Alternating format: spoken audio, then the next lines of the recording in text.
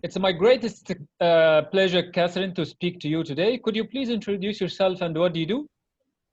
Yes, I'd be delighted. So I'm Katherine, I'm the English language mentor, and I actually mentor international business women in advanced communication skills so they can take their business global and communicate better and more confidently with their clients that they have from all over the world. I've actually been teaching English for over 12 years, but I have a background in psychology and neuroscience, which I like to combine with my passion for learning languages and teaching English. And I actually have a master's degree in applied linguistics already from England, and now I'm doing one in two languages, English and Spanish, in Spain, where I currently live, which specializes in innovative techniques. Fascinating. Hmm. Why is your course only for women? Why isn't it for men? Well, over my years of experience in teaching, I found that we are not treated as equally as we would like to be. So that is one of the main reasons, without getting into a huge debate. And also, I find that there are lots of female entrepreneurs at the moment that are really struggling, and they don't have the English teaching that they need based specifically for them. So, for example, nowadays there are many entrepreneurs that are using social media to market their businesses, and this requires a lot of knowledge and like how to write content better, how to communicate using Zoom, for example, and many things that aren't targeted in standard classroom. Yeah, okay. We hope one day we find someone targeting men in the same way. Okay. Okay, so we will speak about neurology and psychology and education, and we are targeting exactly developing the writing skills. The first question Yeah. is, novice writers use visual centers in their brains, like the occipital lobe for visualization, or the hippocampus for factual information. More experienced writers use speech regions more actively to narrate the story in their head before writing. Does this mean we need practice to develop our writing skills into a more automatic style? Kind of, but I'm not sure if automatic is the right word. So what basically happens is that when you're starting out, your brain starts to create these ideas that you have and the processes you need and the neural networks to write and get creative. But then once you become more experienced, and by that I don't mean necessarily a period of time, but consistently doing it every day for a certain period of time and in a very disciplined manner, then your brain actually takes on this activity as a more in-depth process, and it almost becomes part of your personality. So you have a really strong network of creative writing in your brain, and it processes it differently from when you're just starting. So I think that's really the main difference, that it just happens over time and it gradually becomes stronger. It's like a muscle. When you start exercising, you have to train your muscles, right? Because if we don't exercise, then we're very lazy, and then all of a sudden you're like, and you have to train it little by little every day until you become fit. Mm-hmm. Okay, you mentioned the idea of discipline. What does it mean in the context of writing? Okay, well, for example, many writers such as Hemingway and others in the past, like when I was at school, I really admired John Keats because he was really creative. And they all wrote at specific times every day. So some of them maybe preferred the morning, some of them preferred the afternoon, but every time they would sit down at their desk at the same time, same day, and just write for hours. Oh, yeah. Well, okay, let me ask you a personal question. What if I don't like disciplining myself and sticking to my desk like every day at the same time? Then that would suggest you're not a successful person, because one of the habits that's consistent amongst all successful people is discipline and consistency and persistence. These are the things, because if you want your brain to take on this idea of having a personality trait, let's say of creative writing, or a neural network that's really strong and solidified, you need to have that discipline in place or it's not going to happen. Fantastic. Okay. It Next sounds question. brutal, but it's true. Okay. Next question. How does writing improve our mental agility, focus, attention, problem-solving skills, logic, analytical reasoning, and other essential abilities? Yeah, good question. So writing actually involves many cognitive processes in the brain. So you can't just think, okay, I'm going to write and that's it. Actually, your brain uses a lot of energy and all the areas are involved when you start writing, especially creatively. So it's a very complex process, uses a lot of energy. And actually, one other analogy that can be similar to this is recently I read a study about rock climbing, because rock climbing has been shown as a really good way to de-stress and forget about your problems. And the reason why is because that also uses many different cognitive processes in the brain, so you can't do other things at the same time. That's why when you want to do creative writing, you can't have other things going on at the same time, because your brain needs to use all of the regions to do this. Let me personalize this question. Like if I don't have enough experience with writing and then I start writing, let's say for exams, for writing a book or something, like can I just jump in and then swim and succeed? I think it's better you start little by little. So maybe say dedicate 2 to 3 minutes a day at the beginning, unless you get into the flow, and then you can of course write for longer. But your brain needs time to adjust to this new pattern and this new activity. You can't just start and then suddenly know how to swim, like you say. You have to go to swimming lessons, and then eventually you'll become an advanced swimmer like Hemingway. Hopefully. Okay. Our neural activity is more intense when we use a pen and paper to take notes. What does this tell us about how writing helps us develop our minds and our brains?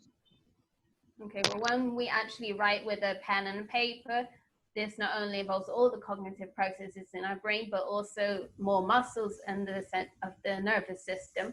And we have to actually think about what we're writing, the letters and the script, and what we're writing to. And research shows that actually, if we are using a pen and paper, we are solidifying the memory of what we are writing about even more. Whereas if we're just listening to it, as you sometimes we say in English, it goes in one ear and out the other, because the brain may decide, well, this is not important information, so I'm not going to keep it. But if you are writing with a pen and paper, then that kind of tells the brain, okay, this is really important information that I need to hold on, because you're making an effort to learn it. So you suggest all your motor skills. Yeah. So you suggest that the more effort, the more skills, or the more senses you put into a process, it becomes you become better at it. Is that correct? Absolutely, 100%. That's it. The more effort you make, the more skills you use, physical or cognitive, the better. Okay, fantastic. Okay, writing requires multiple cognitive skills: eye, hand coordination, language, memory, creativity, insight, logic, spatial intelligence, and abstract thought. What does it mean that writing is a complex linguistic technology? Yeah, good question. So obviously there are different regions in the brain that are involved when you are writing, because you have the area for speech, the area of vocabulary. And let's take, for example, the idea of bilinguals. You have two types of bilinguals. One is when you grow up and you're exposed to two languages at the same time simultaneously. When that happens in your brain, those are called balanced bilinguals, and they actually have the same vocabulary and languages mixed together in one area of the brain, whereas others that are more common learn the language later, but they have them somewhat separated. Although the more over time you spend in one country or learning the language, they come a bit more intertwined, but not like the balanced bilinguals. And it's the same with writing. So what was the question again? Sorry, Yeah, now I've lost my train of thought. It's okay. Like it requires a lot of skills: cognitive, spatial intelligence, abstract thought, memory, language, and so on. Yeah, so all of these things are encompassed when we're learning to write, especially memory. And it's a very complicated process. So the earlier you start, the better, because then it will become ingrained into your brain like a balanced bilingual that has all of the areas connected to creative writing. That's why it's so important that we start as early as possible teaching children how to write creatively at school. Fantastic. Let me ask you a follow-up question to this point. Like, you mean Sure. that the more we push our minds, the more we learn?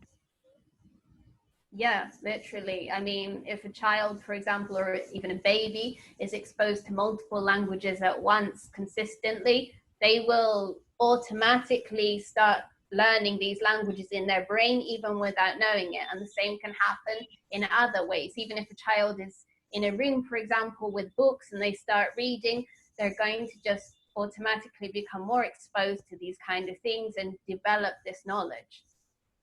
Okay, let me ask you another question about the word technology. Like, okay, to develop writing, like, do you need to develop other skills like, you know, logic thinking, reading other books, knowing about how things work, you know? Well, definitely reading books is a good way to improve your writing skills, because you will learn vocabulary and you can subconsciously learn grammatical structures too without even realizing it. You know that feeling when you're communicating in another language and you know that something is not right, but you can't explain why. So that's why, because you've subconsciously learned it at one point in time and you have that information there. So definitely, the more you expose yourself to these things, you'll pick up information without even knowing it. Listening to songs too is a good way. Okay, can we put these skills, like, can we learn these areas consciously? You can learn them consciously, but actually research shows that the brain is actually better at acquiring more information than it is like learning it, because learning is a process that you're conscious about, like when you're in a classroom and your teacher's giving you a grammar lesson, for example. But to be quite honest, probably you're just switching off because you're not interested. Whereas if you are actually involved and maybe the teacher's making it more interesting and they're speaking in English all the time, then you're going to start picking up the information without making an effort. And that's actually the best way. And the brain learns more that way than it does with pure structured content. So you mean, like, if we want to learn something, we need to push ourselves inside this area. Okay, Yeah. so for example, for new writers, like, can they just jump into the experience or jump into the field and then let themselves acquire the skill? With writing, I'm not sure because I haven't checked that. I know that it can happen with reading and vocabulary and listening skills. Writing, I'm not sure because this is more of a top-down process. So I'm more inclined to say that the other things can help you develop the writing skill, but maybe with the writing skill, you can't just become fantastic and acquire it overnight because it involves so many complex processes. Does that make sense? Yeah. What about speaking? Like, if I want to learn to speak, can I just jump into with a group of natives or a group of this language speakers and then just engage and learn? Do you have a speaking level already? Or are we talking about you or an imaginary beginner? Let's say a medium learner, a medium learner, okay. Okay, yeah, perfect, definitely. Then jump in and start talking to natives or anyone as much as possible. The more you communicate in English, the more your brain is going to establish that this is an important thing it needs to learn and produce. And one thing I actually always tell my clients is that they should change their entire routines and lives and start thinking in English, because the more they do that, it actually improves your spoken fluency. Yeah, very nice. Okay, next question. Writing helps to develop executive functions, which are a range of complex cognitive processes that enable behavior control, such as cognitive agility, control of attention, analytical reasoning, risk assessment, planning, self-control, and the emotional responses. How does this happen? Good question. Okay, so let me try to start at the beginning. So when we are writing creatively or otherwise, one thing that I like to teach my clients is to start journaling, because it helps you because you are starting to take all these negative thoughts that are in your brain, and it kind of like empties your brain of things that aren't important. So it de-stresses you and you feel calmer, and this actually encourages your brain to even be more creative, because research shows that the prefrontal cortex, for example, is strongly involved in creative writing, because it's very based on problem solving and just having lots of ideas. And so once this has calmed down, after you've journaled, for example, or meditated is also great, then the creative juices just start flowing, as we say. Okay, let me ask a follow-up question here. Like, for example, with writing practice, like, can we learn, or do we learn to analyze our ideas and be able to assess what quality these ideas are? Maybe if you practice mindfulness or meditation, that might be a good idea, because research shows that this helps you become more self-aware of your emotions, first of all, and your judgments. So the negative talk that we have in our heads. So I think once you've cleared out that, maybe it could help you be aware of what you're writing about and the process, but always go back and check your work after, because I have a lot of students who prepare the exams, for example, the Cambridge exams, and I always tell them, please go back and read your work again, because it's so much easier to think, oh, I finished, I'm just going to hand it in, and every time it's a disaster. So I'm like, look, you made a silly mistake here, you made a silly mistake there, you still had like 20 minutes left. You could have just rested your brain for 5 minutes, gone back, read your letter or essay, and seen where you could have improved. So yes, I think that's really important that they do that. Let me ask you this question from a different angle. For example, Sure. let's say I am practicing writing, and then I submit my writing to you like many times, and many times I failed. And then I receive this criticizing or negative feedback. Can this help me develop a positive attitude towards writing? Like, can this help me learn how next time to focus on my writing and review it in a proper way? Yes.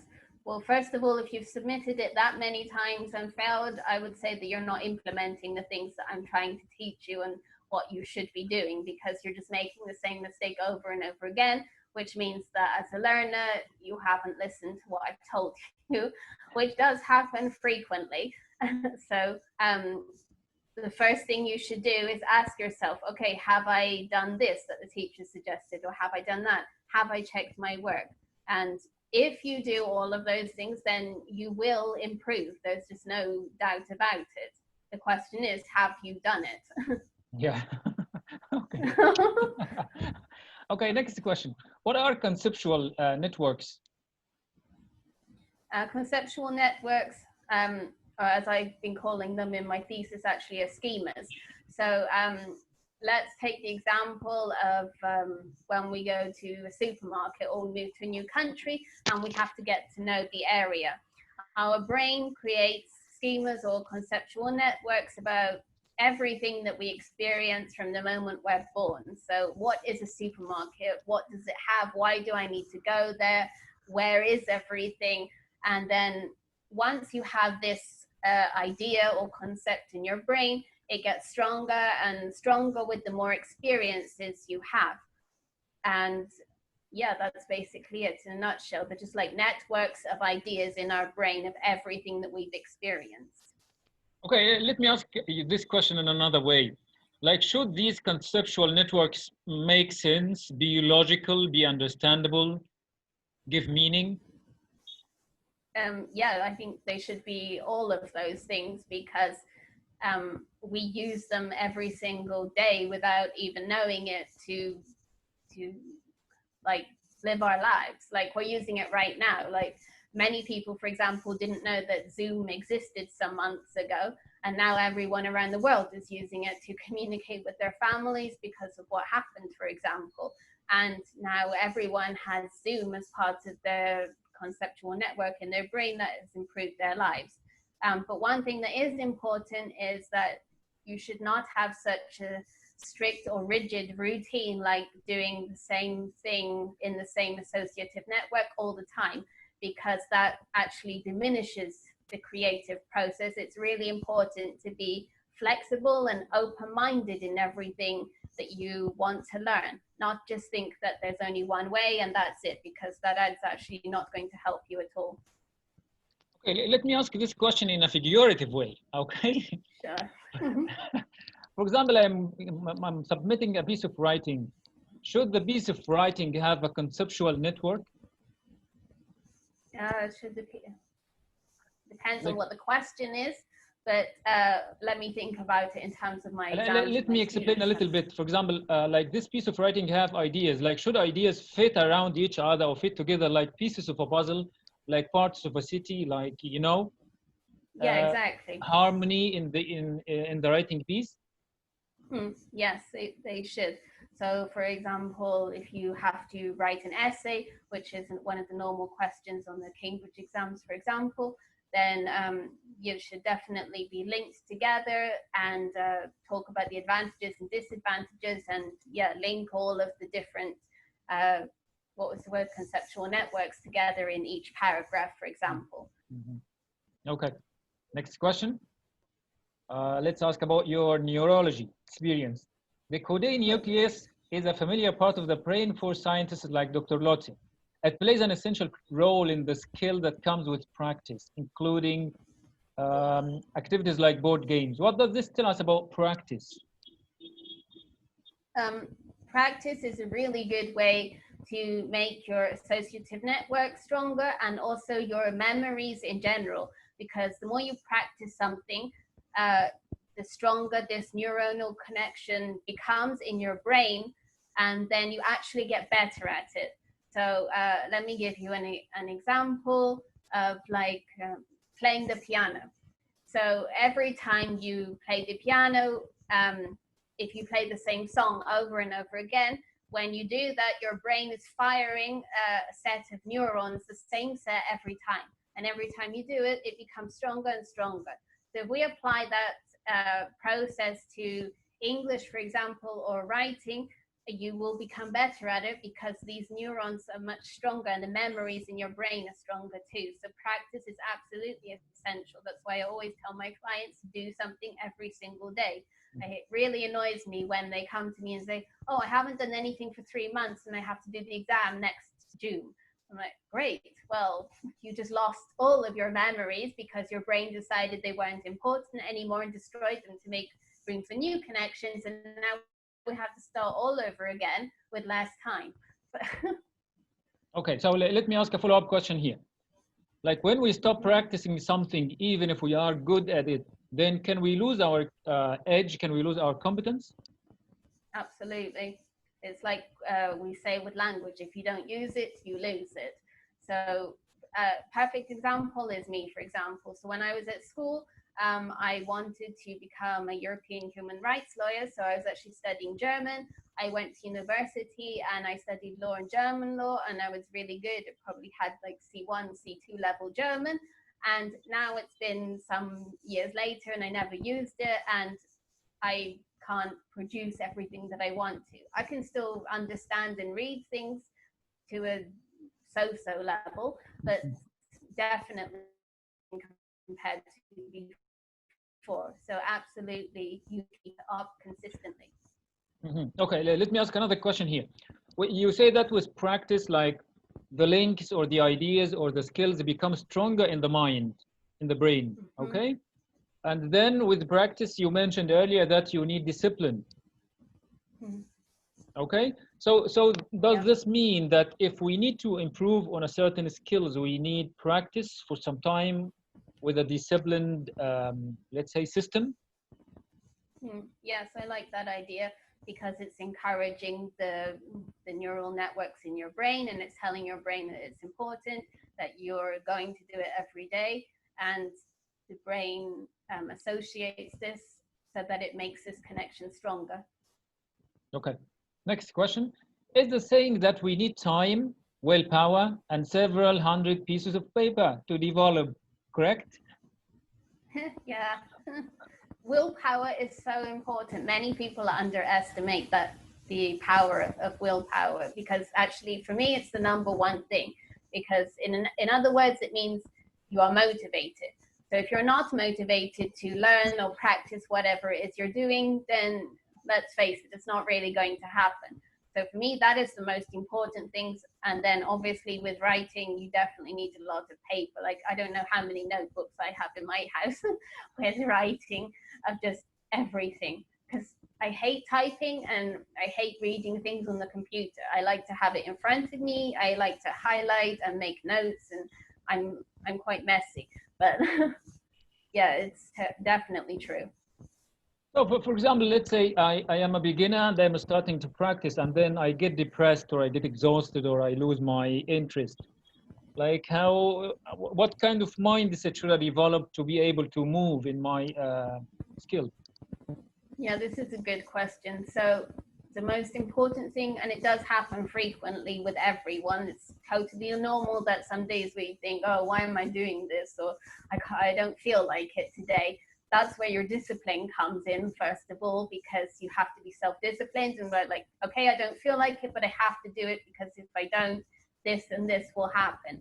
So what I try to tell my clients in this context is remember why you're doing it, because we're not learning the language because we want to. We're doing it for something else. Like maybe we want a fantastic job or a business or whatever your main goal is. That's what you need to have in your mind all the time to keep you motivated. Mm-hmm. I think for me, that's what keeps me going every day. Like, what are you passionate about? And also meditation or mindfulness can help you in this aspect too. Like, take some time out and just relax, de-stress, and you'll get back to where you wanted to be. It's okay to have a time out. Okay, let me ask another question here. Like, you are speaking about a lot of practice and a lot of, let's say, relaxation, a lot of, I don't know, satisfaction for the brain, developing the training. Like, what if I want to succeed without training my brain, or I am not aware that my brain needs this kind of training or this kind of awareness? I think that most people don't actually realize they're doing these things, but all the successful entrepreneurs or multilingual people that I know, they all have these habits. And all the people that I know that haven't done it don't. So there's something to it. So you're just going to have to do it, develop your personality and your habits. I'm not saying you should spend 12 hours a day writing in English. That's far too much, but you need to have some kind of structure and self-motivation. So let me ask another question here. Like, does development means changing a part of my usual or ordinary lifestyle? Yeah, it depends on what your lifestyle is already, but let's describe an ideal learner. For example, maybe they get up early in the morning, they exercise because that helps your brain, and you get energized and you're motivated to start. So then get started and go about your normal day, but just incorporate all of these habits. Okay, so we need to incorporate new habits in our lifestyle somehow. Yeah, new habits that promote self-development, motivation, and discipline. Okay, so next question, what is brain plasticity? Yeah, brain plasticity is, well, I talked about it a little bit before, but it's basically the brain's ability to change the neural networks and adapt itself. So let's take an example of, say, a child that had a problem with their brain and had to have a tumor removed or something. So normally, as an adult, this would affect your brain because the neural networks were already established, and maybe you lose part of your sight or something like this. But as a child, the brain actually completely changes its structure and incorporates these functions into another area as well, so you would never know. That's what brain plasticity is, when it adapts itself and changes itself so that it can be modified. How can we develop brain plasticity when we are adults? As adults, it's a bit harder, but it can be incorporated. And one good way to do this is actually by creative writing, because you can start introducing new ideas into different schemas. Or if we go back to the analogy of the supermarket, for example, instead of going to your usual supermarket, go to a different one and start changing your routine so that your brain starts learning new things, new environments, associations, and this increases the network and plasticity as well. Mm-hmm. Like learning a new skill or learning a new language language affects our life hugely, as I can see. Yeah, it does. Okay. Okay, next question. What are Broca's and Wernicke's brain areas? How do they help? How do they help to make the brain language oriented? Yeah, so the Broca's area is the speech part of the brain that's involved in production, and the Wernicke's area is speech comprehension. That was the word I was looking for. And so actually, if you have one of these damaged, you will not be able to produce speech or comprehend speech. As I think I remember a famous study from when I was studying psychology, and I don't remember the name of the guy, but he had one of these areas damaged, and I think he could understand what people were saying to him, but he couldn't produce the answer he wanted, and they didn't understand. So they showed him some different pictures, and they realized that actually there were these two different areas of the brain responsible for different things. So you need to, that's why I tell my students to read as much as possible so that they have more comprehension of vocabulary and produce as much as possible. Like even talking to yourself, or if you've got a pet, you can talk to them, helps you produce fluency and helps the brain strengthen these connections for producing English, for example, if it's not your first language. So, like you mean that developing one skill requires developing other skills as well at the same time? Yeah, absolutely. They're all interconnected. Very good. Okay, next question. Why do our brains need downtime? Yeah, very important. You definitely need to rest your brain, because without this downtime, like actually I'm writing my thesis at the moment about how mindfulness is really important for our brains to reduce stress and to reduce anxiety, because once we are stressed and anxious, the brain cannot process information or intake information or actually even remember things correctly. So we don't want that, because that's not good for anyone's education or communication skills. So it's really important that you relax, you stop learning for a while so that your brain can process everything it's learned during that day and go back to a state of calm. Okay, let me ask you this question in another way. Like, does writing like absorb our energy?